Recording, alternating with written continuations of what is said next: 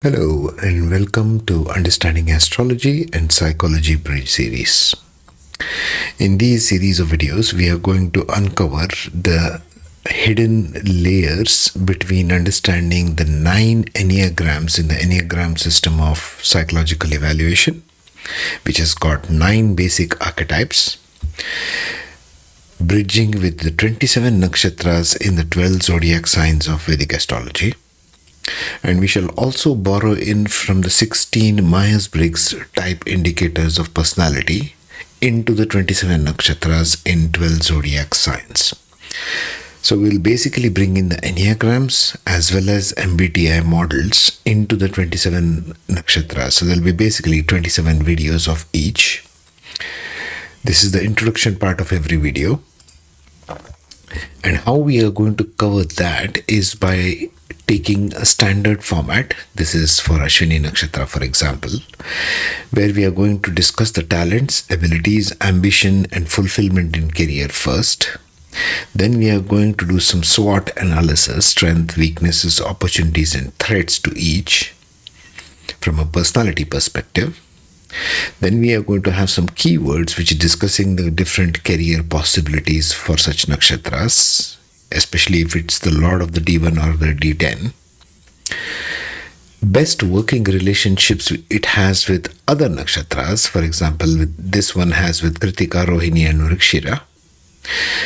And then we are going to bring in the Enneagram model types, 3 of them, which are closely matching with Ashwini kind of themes which we have discussed here. And later on, we'll also bring in the MBTI, again 3 types, which closely match with Ashwini. So now you can take this as a personality test. If you don't know what your MBTI type is or Enneagram type is, I have covered it in a detailed playlist on this channel in a separate playlist, which gives the description and Excel sheet with the free download link of each and every Excel sheet. And you can find out what your Enneagram type is. You can find out what your MBTI type is and then come to this one. Okay.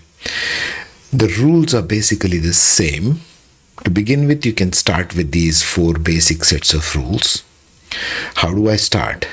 If I have my Vedic astrology chart in front of me, the natal, the Navamsha, the D10, how do I start? Always first see the ascendant nakshatra, be it natal, D9 or D10. That's the first starting point. For empty houses, if your 10th house is empty or your first house is empty, see the cusp of that house and what nakshatra that falls in. That would be also a good start because we are seeing it from a nakshatra point of view here. Yes? Number 3, for intimate relationships, marriage, see 7th house, 5th house, natal as well as D9 and the nakshatras thereof or the planets sitting thereof. Okay. For career talents, see nakshatra of the Lord of the 1st and 10th house in both natal, Navamsha and D10. Compare and contrast. Natal is how you were born. Navamsha is how you turn out as personality later in life, post 32 or 36 years of age. And D10 is what talents, how you will be using the nakshatra talents in your career, in your business, in your job. Right? So this being the basic set of rules and introduction, let's get started. So the 8th nakshatra of Pushya, which falls squarely inside of Cancer, is ruled by Saturn. So these are Saturn Rule Nakshatras. Remember the 159 rule. In the previous videos I have covered this.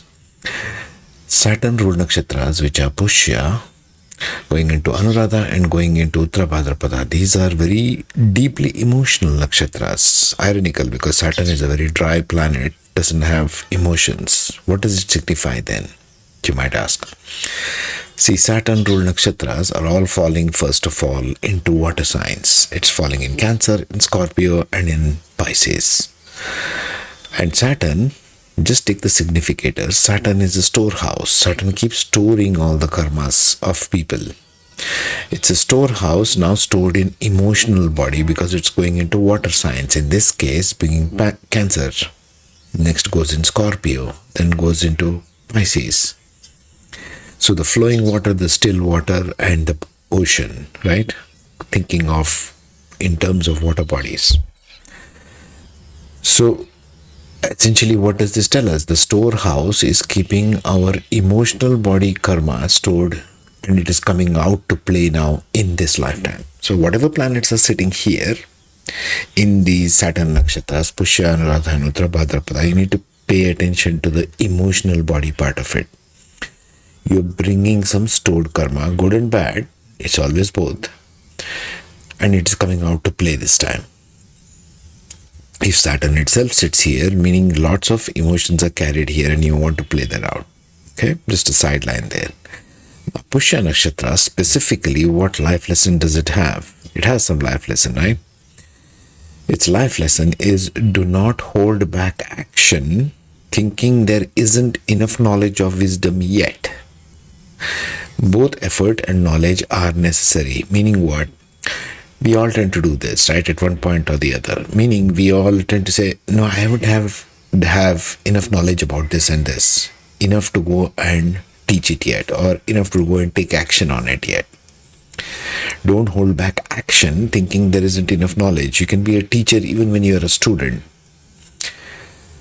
That's Pushya Nakshatra's life lesson. This is what you have to learn.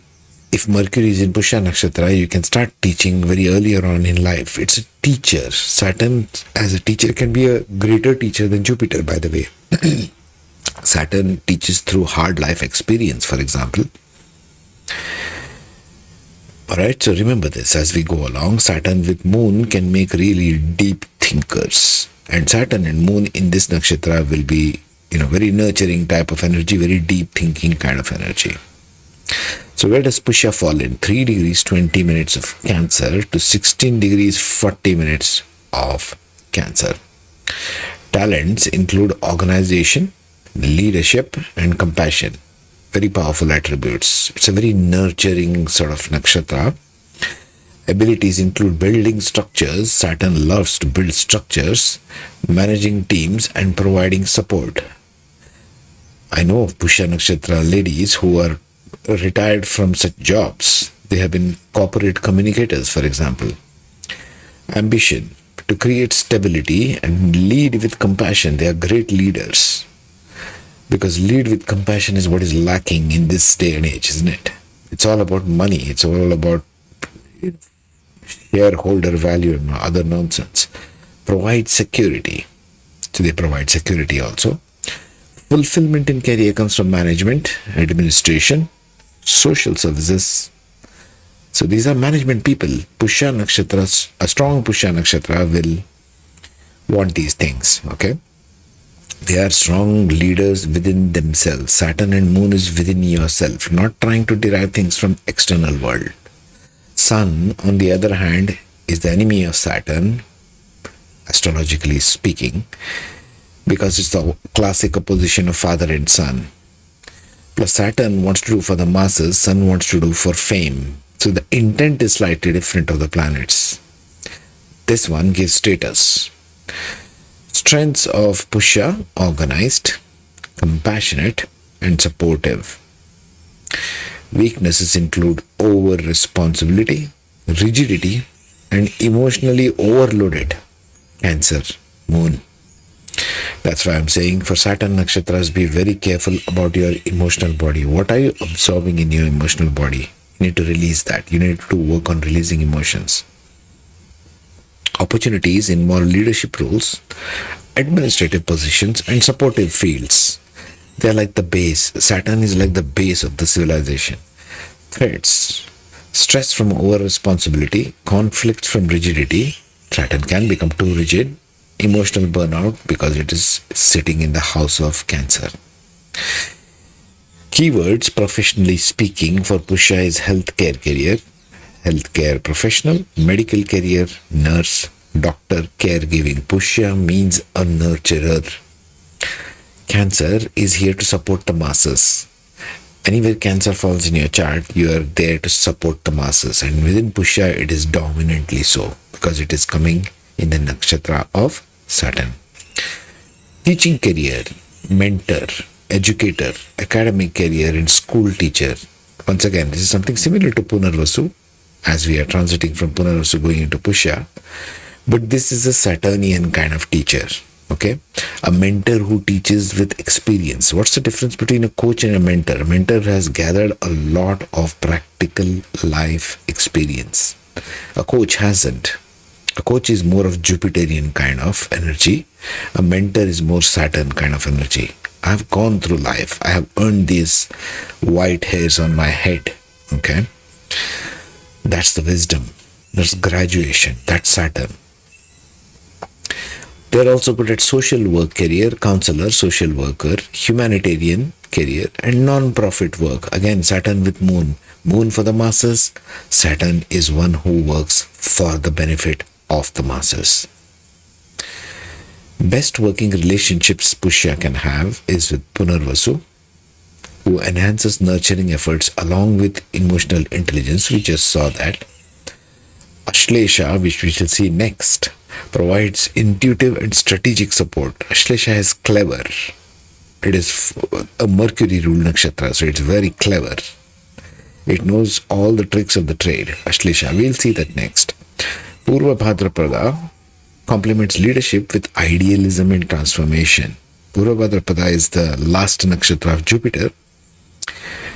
It's highly charged with transformational ability of Jupiter, and very idealistic, essentially. We'll see that towards the end.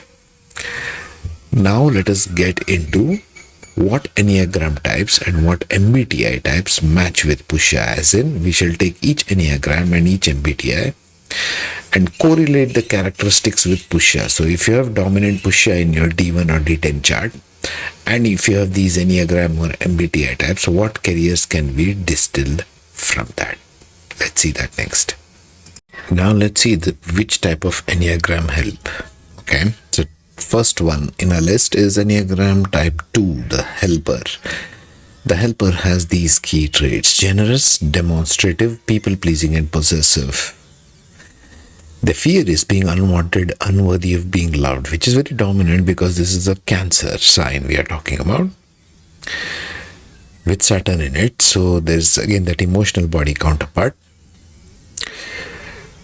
They are moving towards people. Center of intelligence is the heart. So motivation is being needed, appreciated, forming close relationships. So I would put these people at social work career, counselor, social worker, humanitarian career, and non-profit work. Why? Because these are the most, these are the kind of professions that would require more conveying a sense of being needed and appreciated. These are the people whom we have, so to speak, neglected, discarded from the society. It's a big mistake. We should not discard things from society or from creation. Everything is an inclusive form of creation, not an exclusive one.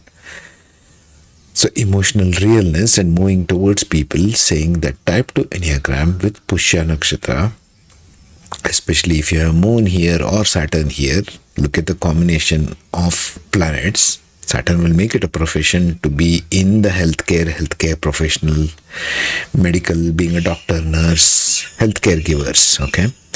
Even social workers of any kind. That's type 2. Next one on our list is type 1, the reformer. The reformer Enneagram says that they are principled, purposeful, self-controlled, and perfectionistic. I can think of teaching career here.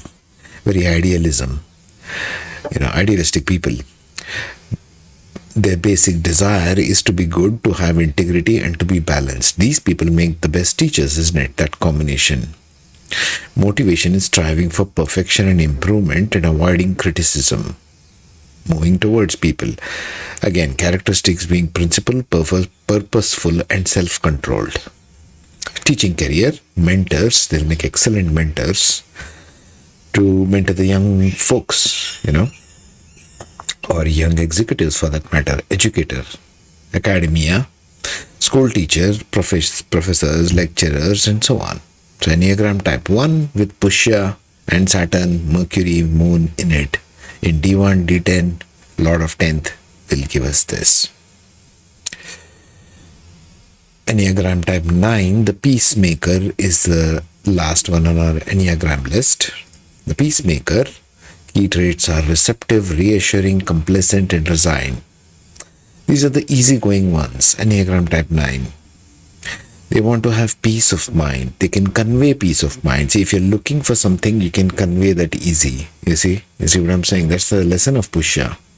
If you're a student of something, you can start teaching that as well. That's Pushya. The student can become the ideal teacher. And so they have a desire for harmony. They are receptive and reassuring. What careers would fall under that? Teaching as well as healthcare. Any kind of healthcare. I would say dominantly nurse or teaching career like a lecturer or a professor, or even a counselor. So this is a wide range which can fit Enneagram type 9 with Pushya. Now let's see the MBTI types, what can suit them. First one is INFJ. Now the INFJ type has the energy of a diplomat. They are quiet and mystical, yet very inspiring and tireless idealists. They can be insightful, altruistic, creative, and sensitive. They seek deep emotional connections. So I can see social work, counselor, mentor, or even teaching line in a medical mainstream hospital, for example, teaching hospital. They can make excellent teachers because they are quiet type. Next one is ENFJ, the protagonist. ENFJ. Now the protagonist energy is they are charismatic, inspiring leaders, able to mesmerize their listeners, altruistic, empathetic, and responsible. They are organized and they are proactive. So in work roles would involve teaching, helping others, education, healthcare, and human resources. These days human resources, and especially corporate world, are anything but that. But let's just take education and healthcare because it ties in closely with the professional keywords of Pushya. Both are there. That's ENFJ. ISFJ is another match to Pushya. The ISFJ is a defender. They're very dedicated, warm protectors, always ready to defend their loved ones, loyal, meticulous, supportive, and practical. So work-wise, they can be in healthcare, education again, which ties in closely with it. So match these MBTI types, take the test. It's on another playlist. I've covered that with free Excel sheet downloads. You can find out your Enneagram type, your MBTI type, and you can find out with your Vedic astrology chart as well. If this match, you will come closer to finding out what you're good at, what your talents are good at. Especially in this day and age of artificial intelligence taking jobs, you need to know what other things you can be good at rather than slaving for a corporate company. See what I'm saying? I'll see you in the ninth nakshatra of Ashlesha, the second part of Cancer. See you then.